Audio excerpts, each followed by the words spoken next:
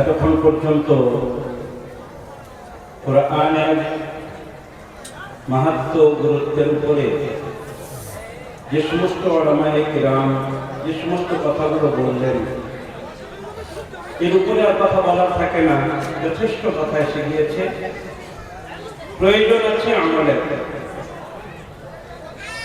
আজকে যে পরিবেশের মধ্যে 13টি বাচ্চা কোরআনে পাক সম্পূর্ণ এক বৈঠকে শুনিয়ে দেওয়ার পরে তাদেরকে এই সমস্ত বড় বড় উলামারা পাগড়ি পরালেন, আল্লাহ তাআলা তাদের বাপ মাকেও কিয়ামতের দিন পাগড়ি দান করবেন।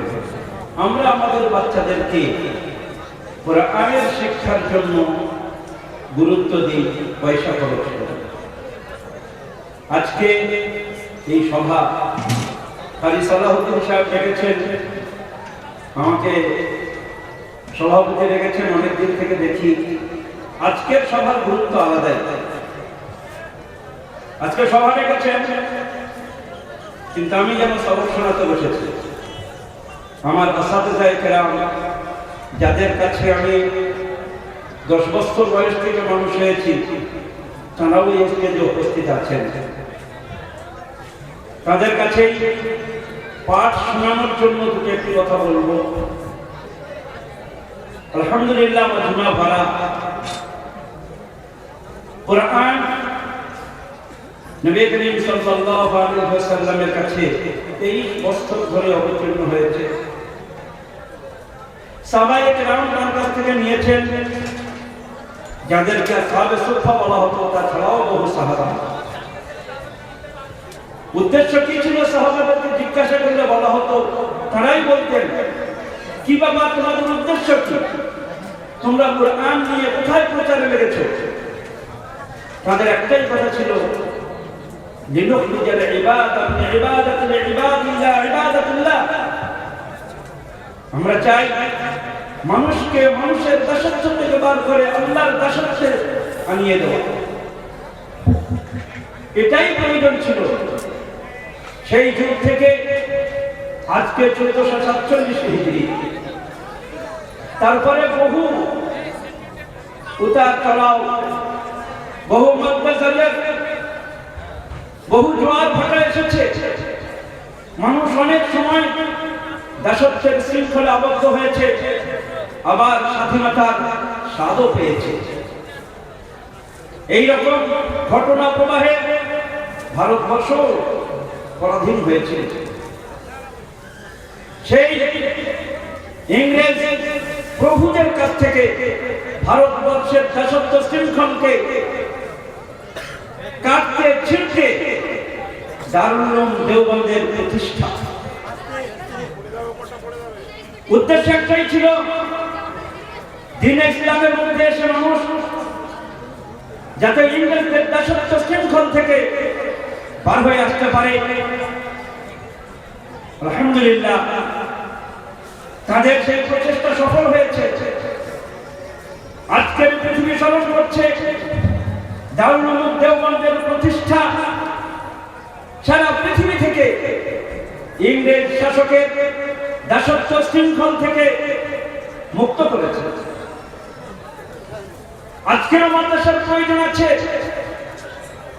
মানুষের মধ্যে গতকাল যেমন ইংরেজের দাসত্ব ছিল, সাদা ইংরেজের, আজকে কালো ইংরেজের দাসত্বের মধ্যে মানুষ লিপ্ত হয়ে পড়েছে।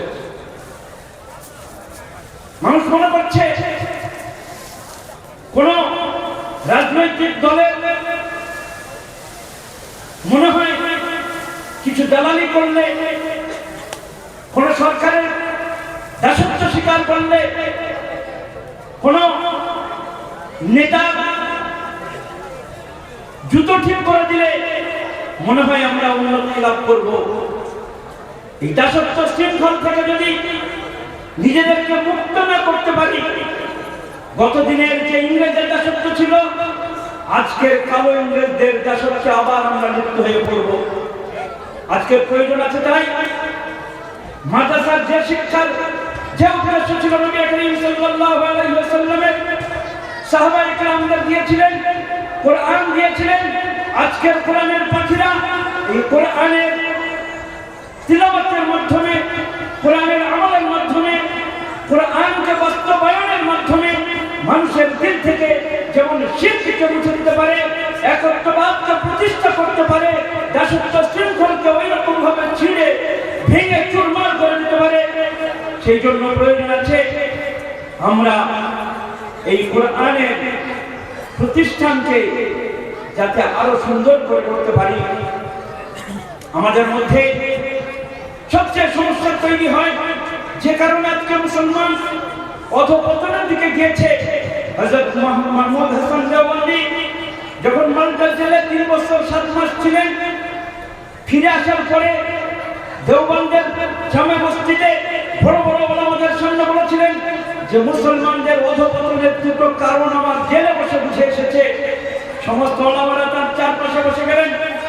এত বড় আলিম, এত বড় মুজাহিদ, রেশমি রুমাল আন্দোলন যিনি করেছেন, যিনি ওবায়দুল্লাহ সিলসিকে তৈরি করেছেন, যিনি নেতাজি সুভাষকে বিদেশে পাঠিয়েছেন, যিনি মোহনদাস করমচাঁদ গান্ধীকে নেতাজি মহাত্মা বানিয়েছেন, তিনি আজকে বলছেন যে মুসলমানদের অবনতির দুটো কারণ আমার বুঝে এসেছে।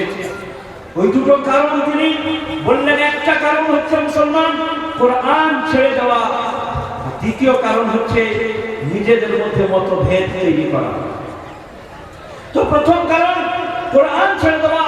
তো আমি আহাত করে নিয়েছি, আমি অঙ্গীকার করেছি জেলে বসেই যে মুসলমানদের মধ্যে কোরআনের লফজ এবং মানা তাবলীগ করব, অর্থাৎ কোরআনের তাফসীর এবং কোরআনের তিলাওয়াত যাতে মুসলমান জানে, করতে পারে। আজকে বিভিন্ন এলাকা থেকে এসেছে। আমি বলতে চাইবো যে বিভিন্ন এলাকায় ছোট ছোট বাচ্চাদের মধ্যে যাতে তিলাওয়াত আসে, পুরো হাফেজ না হোক, পুরো আলেম না হোক, অন্তত কোরআন পড়তে শিখুক, কোরআনের ব্যাখ্যা না বুঝুক, অন্তত কোরআনের উপর আমল করতে শিখুক। দ্বিতীয় জিনিস হচ্ছে মতবিরোধ। মতবিরোধকে এক জায়গায় করে না। কোন দল, কোন রাজনৈতিক দল আজ পর্যন্ত মুসলমানদের ভালোবাসেনি, মুসলমানদের স্বার্থে কাজ করেনি, করবেও না। মুসলমান যতক্ষণ পর্যন্ত নিজের পায়ে না দাঁড়াবে, দিনের শিক্ষা, দুনিয়ার শিক্ষা। আমাদের একটা ধারণা আছে, আজকে কংগ্রেস আছে, পরে সিপিএম আছে, পরে টিএমসি আছে, পরে বিজেপি আছে, কোন দল আসবে মুসলমানদের সমস্ত সমস্যা মনে হয় সমাধান করে দেবে। মুসলমান যতক্ষণ পর্যন্ত মাথা থেকে কেউ সমস্যা সমাধান করবে, এই জিনিসটা বার করবে, ততক্ষণ উন্নতি হতে পারে না। যতক্ষণ তাদের দাসত্ব শৃঙ্খল থেকে নিজেকে মুক্ত না করতে পারবো, ততক্ষণ পর্যন্ত আমার উন্নতি আমি করতে পারবো না।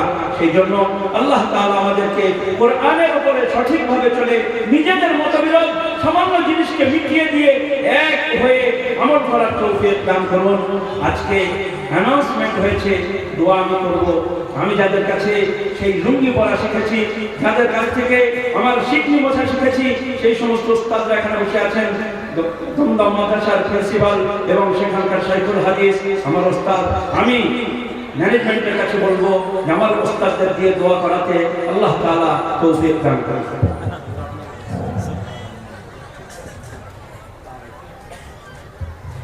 اللهم صل على سيدنا مولانا محمد وعلى آله وأصحابه وبارك وسلم. ربنا آتنا في الدنيا حسنة وفي الآخرة حسنة وقنا عذاب النار. ربنا لا تزغ قلوبنا بعد إذ هديتنا وهب لنا من لدنك رحمة إنك أنت الوهاب. واعف عنا واغفر لنا وارحمنا أنت مولانا فانصرنا على القوم الكافرين. رب كريم إن عمل حالات تبقى اے اللہ আমাদের দিলকে তুমি পাল্টে দাও। করিম আকা তোমার দরবারে এই সমস্ত ওলামায়ে কিরাম, হে মাওলা এখানে কত বুজুর্গ ওলিয়া আউলিয়ারা রয়েছেন, হে আল্লাহ তুমি আমাদের হাত তোলাকে কবুল করে নাও। যে সমস্ত বাচ্চারা পাগড়ি পেয়েছে এদের কোরআনের উপরে আমল করার তৌফিক দান করো। এদের বাপ মাকে তুমি কিয়ামতের দিন নূরের তাজ পরিয়ে দিও। আমরা যারা আমাদের বাচ্চাদেরকে এখনো হাফেজ করতে পারিনি, আমাদের বাচ্চাদেরকে হাফেজ করিয়ে দিন দুনিয়ার কামিয়াবি অর্জন করার তৌফিক দান করো। ইয়া আল্লাহ, হে করিম আকা, আমরা তোমার দরবারে হাত পেতেছি। হে আল্লাহ, আমার আসাতিজায়ে কিরাম অসুস্থ আছেন, তাদেরকে সুস্থতা দান করো। এখানে মজমার মধ্যে অনেক ভাই অসুস্থ আছেন, তাদেরকে তুমি সুস্থতা দান করো। হে আল্লাহ, অনেকেই দোয়ার জন্য আবেদন করেন, হে মাওলা তুমি সকলের সমস্ত রকমের সমস্যাকে সমাধান করে দাও।